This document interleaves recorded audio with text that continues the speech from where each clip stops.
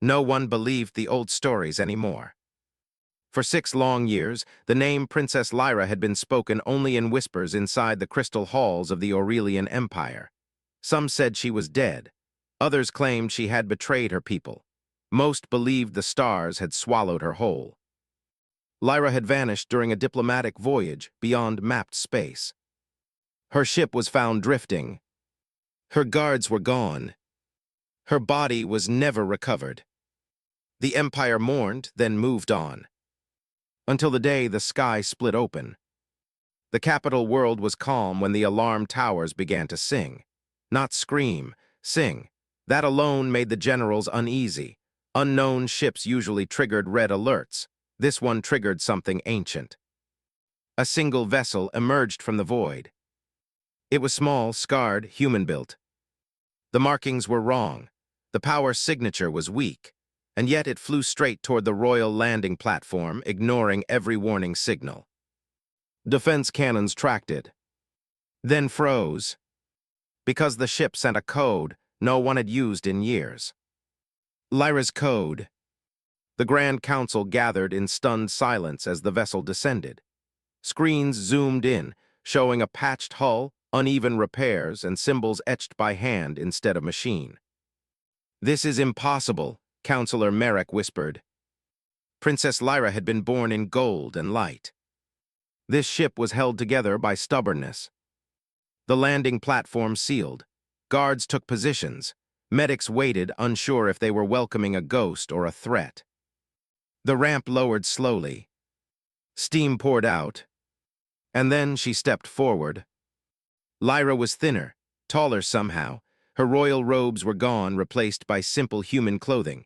Her once bright crest bore faint scars, but her eyes were unmistakable. Silver steady, alive. A breath passed through the crowd like a wave. She was real. "She lives," someone whispered. Lyra paused at the edge of the ramp. Her hands trembled slightly, not from fear but from something deeper. Relief, memory, pain. Then she turned back. And that was when the silence shattered. Children stepped out behind her. Human children. One by one they emerged, different heights, different hair colors, some held hands. One clutched a worn fabric toy. Another hid behind Lyra's leg, peeking out with wide, curious eyes. There were 5 of them. All human. All alive. Confusion rippled through the guards. "Why are their offspring with her?" a commander demanded. "Are they prisoners?" another asked. Lyra heard them. Her spine straightened.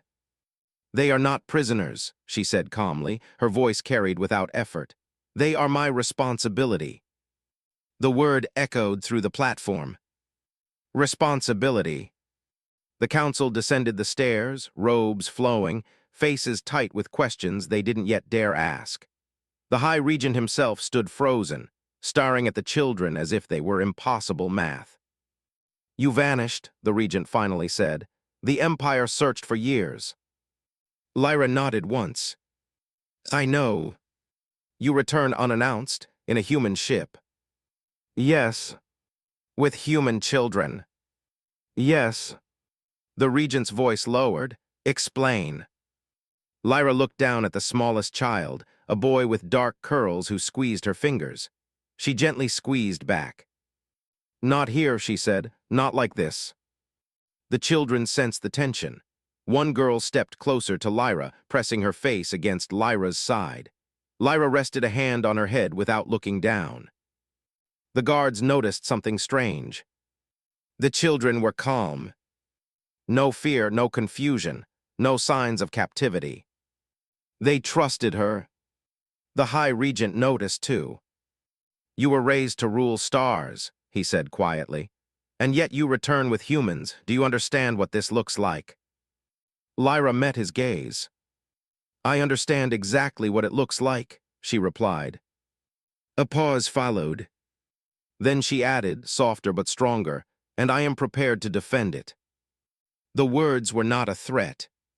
They were a promise. Medical scans were requested. Protocols demanded separation. Questions stacked higher than the towers, but Lyra did not move aside.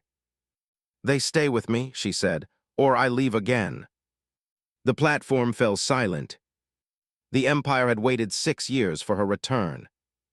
And now she stood before them, not as the lost princess they remembered, but as something far more dangerous. A royal who had lived among humans, and chosen to come back with them. The medical wing had never felt so cold. Lyra sat on a narrow bench, hands folded, while soft scanners passed over the children one by one. The machines hummed quietly, projecting calm blue light. The children watched with curiosity, not fear.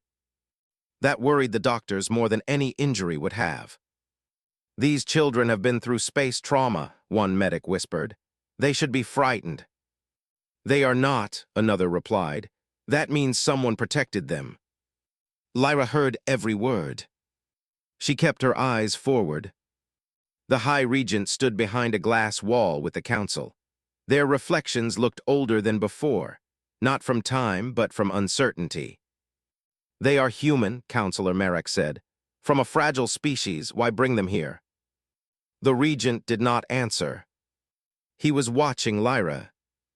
For the first time since her return, Lyra felt the weight press down on her chest. Not from chains or guards, but from memory. The medical wing smelled clean and sterile, nothing like the rust and smoke she remembered. A door slid open. A young officer entered, holding a data slate. His voice was careful. "Princess Lyra, the scans show no control implants, no restraint scars, no signs of coercion." The council stiffened. "So they followed her willingly?" Merrick asked. The officer hesitated. "It appears so." Lyra finally spoke. "They did not follow me," she said quietly. "I followed them." The words landed like a crack in crystal. The Regent stepped into the room. His presence silenced everyone else. He stood a few steps away from Lyra, close enough to see the small scars along her hands. "You were declared lost," he said. "Your throne reassigned, your future rewritten." "I know," Lyra replied. "And yet you return," he continued, "with 5 human children, not soldiers, not diplomats." Lyra looked up at him. "Because they are neither," she said. "They are survivors." The Regent waited. Lyra took a slow breath. "After my ship was destroyed, I landed on a broken human colony," she began. "No beacon, no rescue, just ruins and silence." The children had gathered closer now, sensing the shift in her voice. One of the older boys sat beside her, shoulder brushing hers. "The colony had been abandoned after a mining collapse," Lyra continued. "Most adults were gone, some left, some didn't survive." Her fingers curled slightly. The children were left behind. A quiet spread through the room. "They were living on stored food and hope," she said. "Teaching themselves, protecting one another, waiting for help that never came." The Regent's voice was low. "And you?" "I crashed into their sky," Lyra said. "A stranger, an alien, injured and armed." She paused. "They did not run." The council exchanged uneasy glances. "They brought me water," Lyra said. "Shared their last power cell so I could treat my wounds. They trusted me before I trusted myself." One of the medics swallowed hard. Lyra looked down at the smallest child again. "Humans are taught to fear the unknown," she said, "but these children chose kindness instead." The Regent studied the children carefully, not as political symbols, but as people. "Why didn't you send a signal?" he asked. Lyra's jaw tightened. "There was no way," she said. "The equipment was destroyed, and when help finally came." She stopped. The room waited. "When a human rescue ship arrived," Lyra continued, "they offered to take only their own." Silence sharpened. "They told me," she said, voice steady but heavy, "that an alien royal was not their problem." The Regent's eyes darkened. "So I stayed," Lyra said simply, "because someone had to." The children leaned into her now, unashamed. One rested his head against her arm, another held her sleeve. You raised them? Merrick asked. Lyra shook her head. No, she said, they raised each other. Then she added, I just made sure they lived long enough to grow. The regent exhaled slowly. And now you bring them here, he said, into a court that may reject them. Lyra stood. Her posture was not royal. It was protective. I did not come to ask permission, she said. I came to keep a promise. The regent met her gaze. A promise to whom? Lyra looked at the children. To humanity, she said. The grand halls of the Aurelian Palace had never felt smaller. Every statue, every shining panel, every echoing corridor seemed to press against Lyra as she walked with the children at her side. The council chambers had welcomed rulers and envoys from 1,000 systems, yet nothing in its history prepared it for this moment. The children clung to her instinctively, forming a small, human line behind her.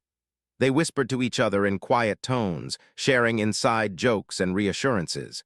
To them, the palace was strange, frightening, and cold, but Lyra's presence made it safe. She led them to the central chamber, where the High Regent and council awaited. The air shimmered with tension.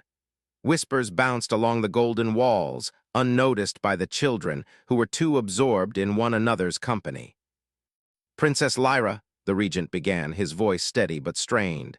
You've returned from the void. You claim the children survived by their own wits, and now you bring them to court. Lyra nodded. Yes, they are alive, they are strong, and they need protection. A murmur ran through the chamber. Members of the council leaned forward, their faces tight. Some were curious, some suspicious, and others visibly appalled. Protection, Councillor Merrick's tone cut like ice. These are humans. They are small, weak, fragile. They do not belong in the royal court. They cannot understand our ways. They cannot survive here. Lyra turned, her silver eyes flashing with a sharp intensity. They survived the void of space. They survived hunger, fear, and betrayal. They survived each other's worst tempers and their own despair. And you call them weak. A quiet settled as the words sank in. The children blinked, unsure of the weight of the accusation. One of the older girls stepped forward. Her hand found Lyra, seeking reassurance. Lyra squeezed gently. They are human, Lyra said, her voice calm but unwavering. But they are also warriors. Not in the way you understand, but in the way that matters. They fight to live, to care for one another, and to trust even when the world has failed them. The regent's jaw tightened. He paced slightly, the hum of the palace amplifying each footstep. And you expect the council to simply accept them. I do not ask for your acceptance, Lyra replied. I ask for your understanding. That is all I need. Councillor Jalen, a young but sharp-eyed member, leaned forward. And what about the citizens? What will they say? How will they see the empire if alien royalty raises human children in the palace? Lyra's gaze shifted to the children. They had noticed the tension now. The youngest boy fidgeted with a strap on his shirt, unaware of why all the voices suddenly sounded sharp. Lyra bent slightly, bringing herself to their level. Let them speak, she said softly. Let the citizens judge us later. Right now, these children need safety. They need someone to stand for them because no one else would. A hush fell over the chamber. Even the most skeptical council members were moved by her words, though none would admit it aloud. Lyra straightened. Her presence filled the room, commanding attention without arrogance. Your Highness, Merrick said, finally breaking the silence, you speak passionately, but passion does not govern law. Do you intend to grant them titles, rights, place in the court? Lyra's silver eyes met his. I grant them my protection. I grant them my word. And if that is not enough for the empire, then I will leave again. The words hung in the air. Silence pressed from all sides. The children, sensing the seriousness, shuffled closer to Lyra. The oldest boy stepped slightly forward, his chin high. He might have been small, but his determination mirrored Lyra. You see, Lyra continued, voice rising softly but firmly, these children carry no weapons but courage, no armor but trust. If the empire cannot recognize strength in a different form, then perhaps it has forgotten what it truly means to survive. The regent paused, eyes narrowing as he studied the line of human children. Something unspoken passed over him, a flicker of realization, an echo of memory perhaps, of his own fears and struggles. The council members whispered among themselves, yet no one dared challenge her directly. Lyra felt a small sense of victory, not because she had convinced them, but because the children were safe, standing beside her, unafraid, human and alive. Outside, the sky glimmered through the palace windows. Stars stretched infinitely, reminding everyone present that survival was not always about politics, lineage, or law. Sometimes it was about courage and love, the very things Lyra and these children carried within them. And for the first time in years, the Empire realized that perhaps the lost princess had returned not just as a survivor, but as a force the universe could not ignore. The chamber remained tense, but Lyra knew one truth: she had won the first battle. The real challenge, convincing the Empire to accept them, was only beginning. The palace corridors were quieter than usual that evening. Guards whispered to each other in hushed tones, exchanging glances that held both curiosity and unease. Lyra moved slowly with the children in tow, their small hands gripping hers tightly. Every step reminded her that the empire she had once known now felt like a different world. The children were tired but refused to complain. Their courage had carried them through worse situations than golden halls and echoing marble floors. They followed Lyra as naturally as if they had always belonged, though everyone else in the palace struggled to reconcile their presence. Lyra paused in front of a high, arched window that looked out over the capital. Stars glittered in the endless black sky, mirrored by the soft lights of the city below. She allowed herself a brief moment to breathe, to remember the void where she had spent years surviving.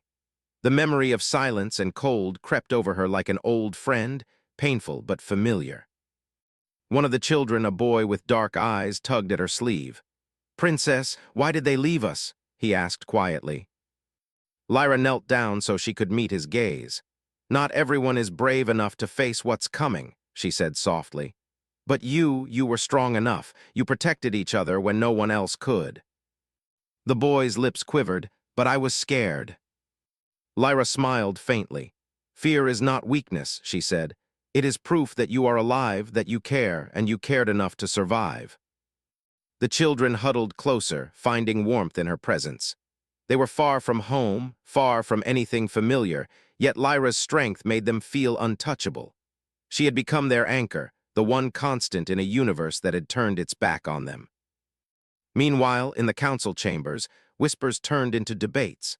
Some members demanded the children be sent away immediately, citing protocol and imperial law.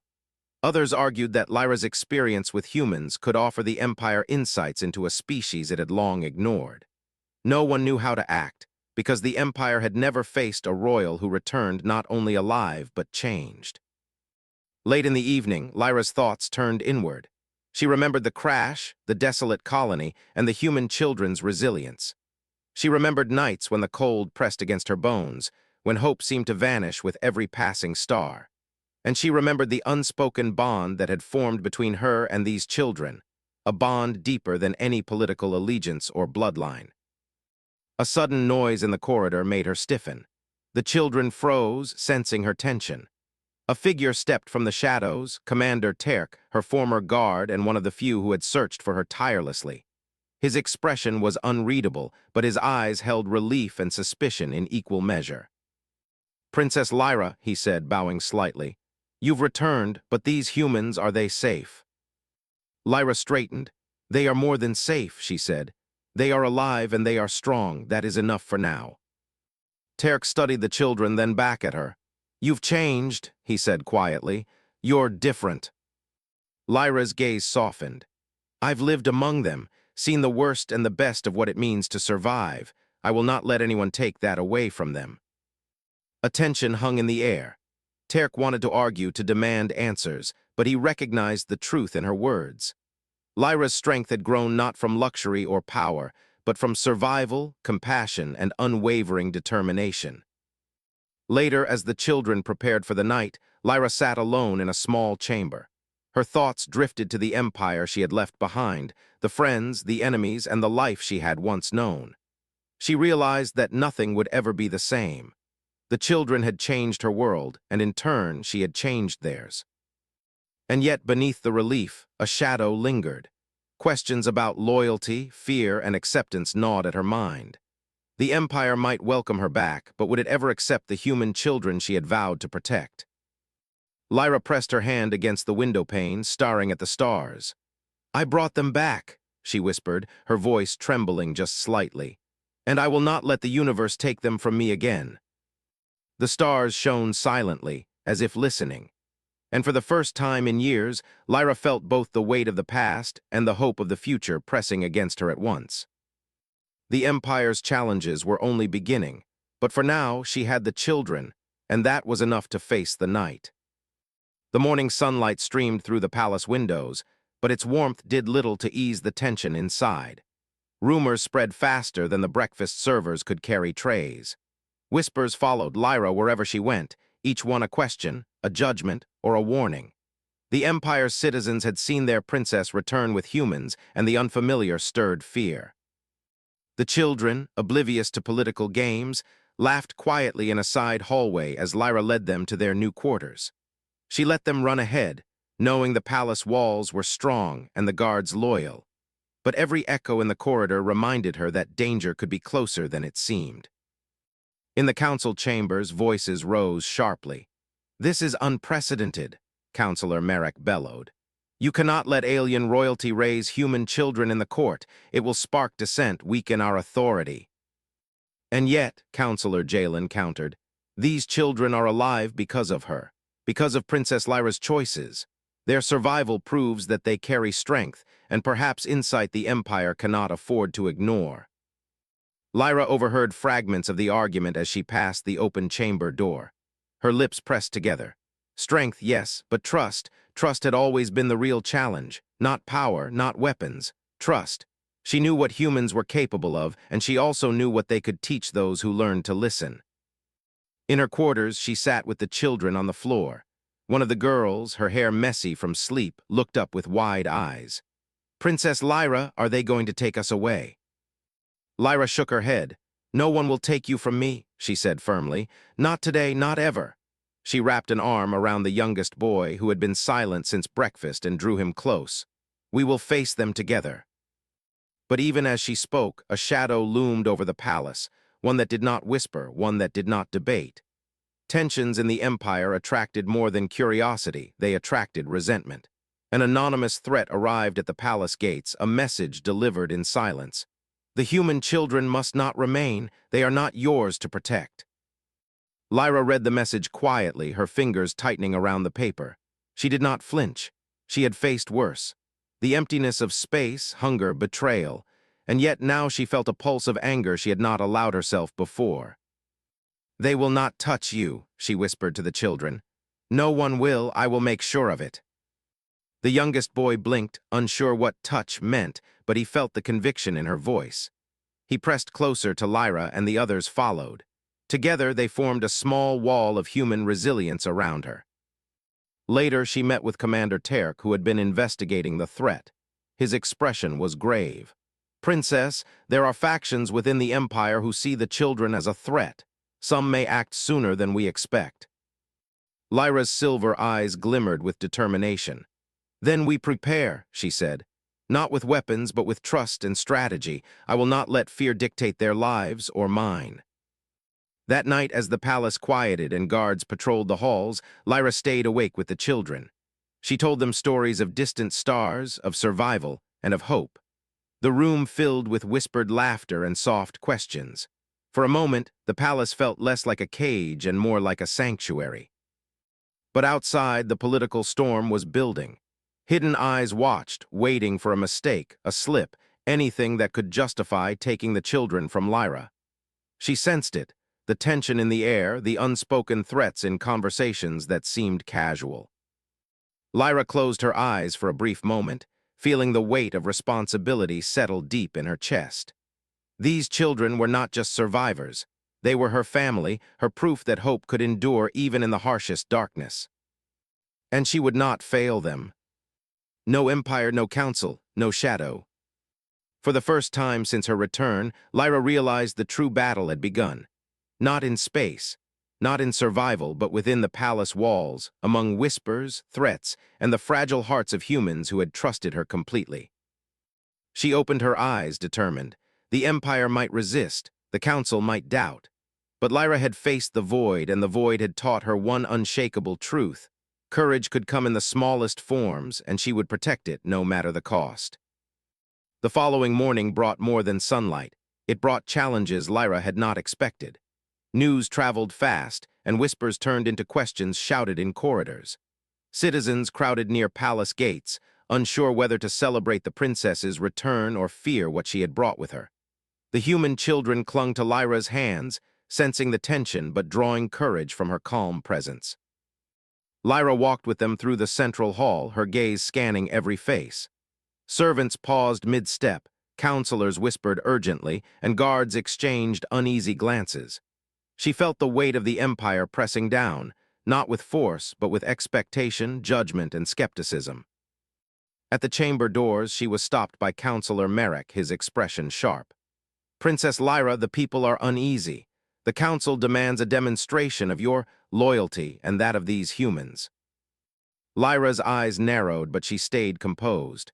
"Loyalty is not shown through ceremony or decree," she said quietly. "It is shown through actions, protecting those who cannot protect themselves. That is my loyalty." Merrick shook his head. "Actions alone will not silence the rumors. They demand a test, a challenge. You will face it, or the children will be removed from the palace." The words hit Lyra like a physical blow. She bent slightly to meet the children's eyes. "No matter what happens," she whispered, "we face this together."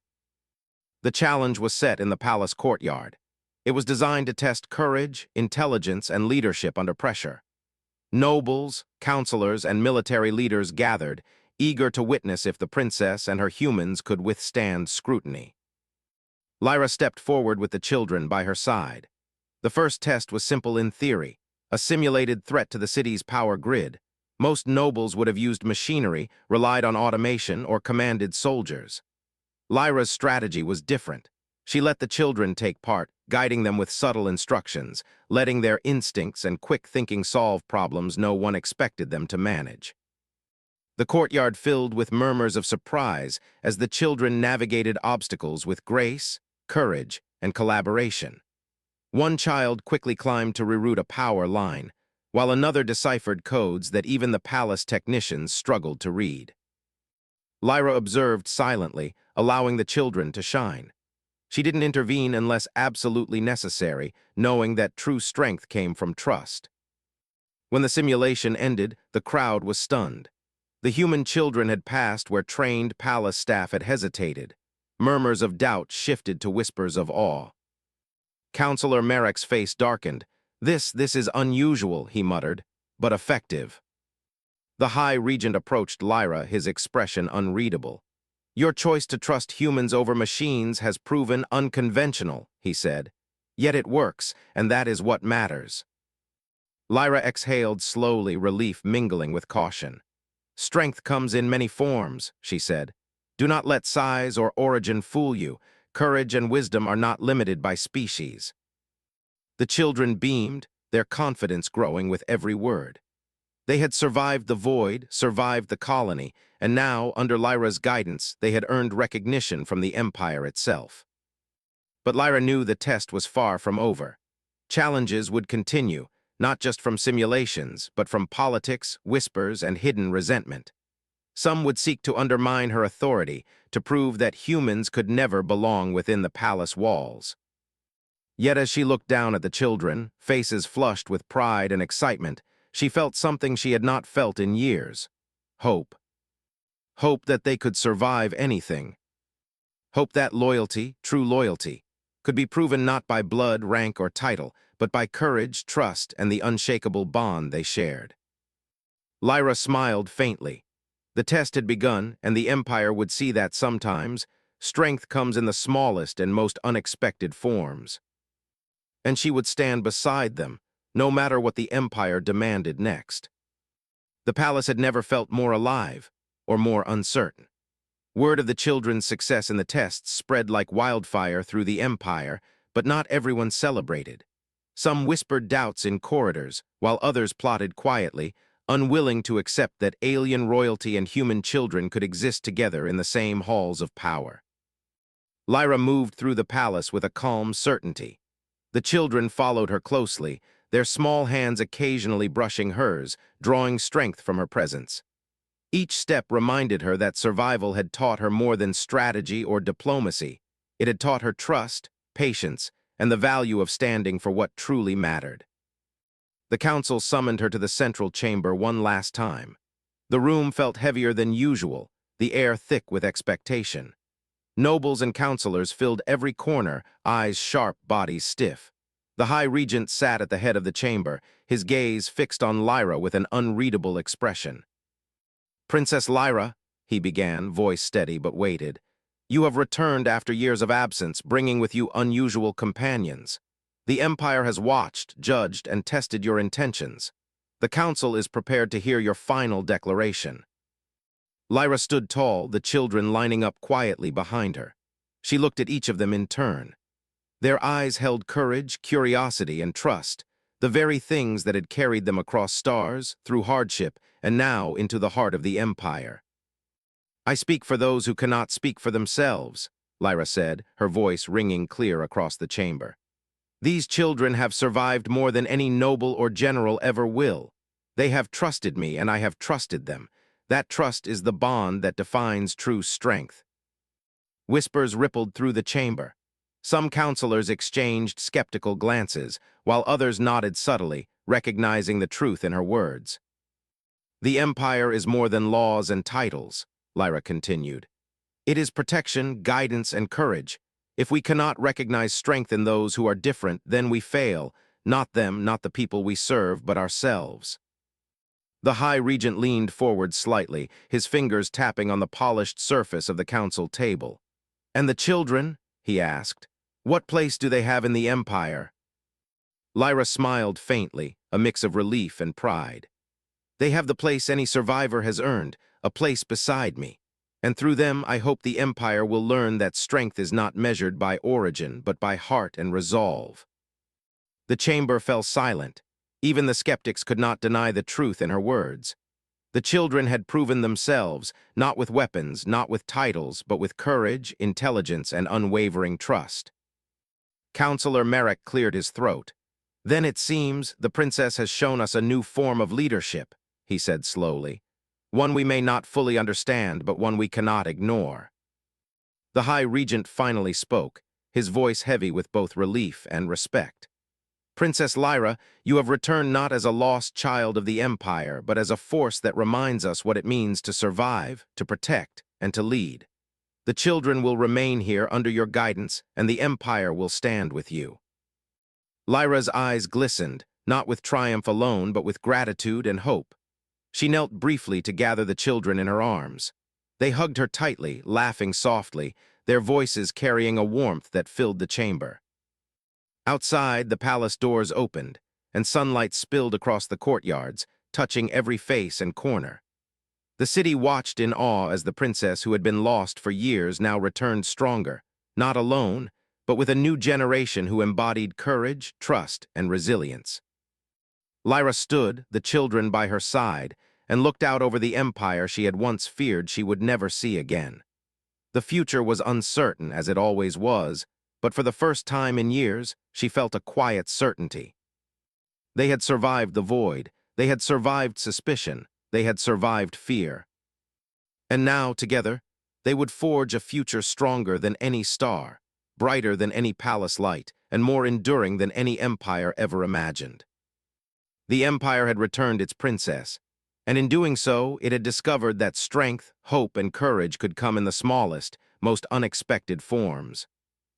Lyra smiled, hand in hand with the children, ready to meet whatever the universe had left to challenge them. The future was theirs.